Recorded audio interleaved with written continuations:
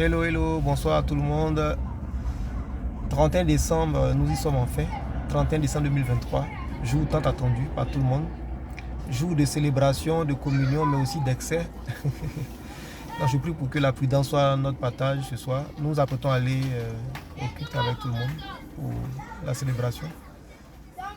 Et rapidement, vous encourager à faire le bilan, surtout le bilan spirituel.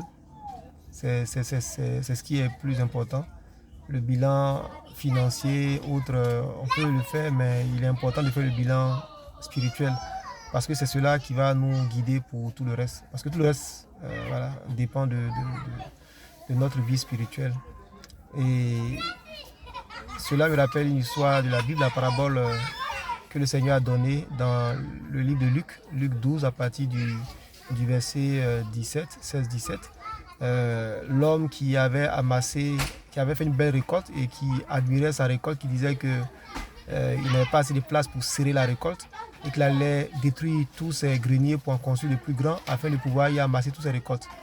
La Bible nous dit que le Seigneur Dieu lui a dit, cette nuit même ton âme te sera redemandée et tout ce que tu as amassé, à qui profitera-t-il? Amen. Et comme je disais, il faut que nous fassions notre bilan spirituel, dans le sens où nous devons nous demander aujourd'hui, est-ce que ce que nous avons pu amasser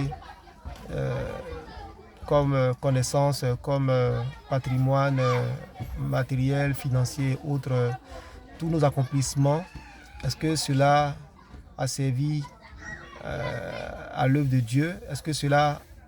Parce qu'en réalité, l'œuvre de Dieu, quand on parle, ce n'est pas seulement le fait d'envoyer l'argent à l'église, c'est le fait de faire du bien. Le Seigneur décrit dans la Bible qu'est-ce qu'il entend par être son disciple, c'est le fait de faire du bien autour de soi.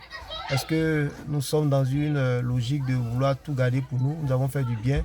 Est-ce que 2024, nous prenons la décision de faire encore plus de bien autour de nous, de contribuer à l'avancement de l'œuvre du Seigneur, mais surtout de revoir nos motivations afin d'avoir une marche meilleure vis-à-vis de notre Dieu et que notre marche soit en phase avec la parole de Dieu.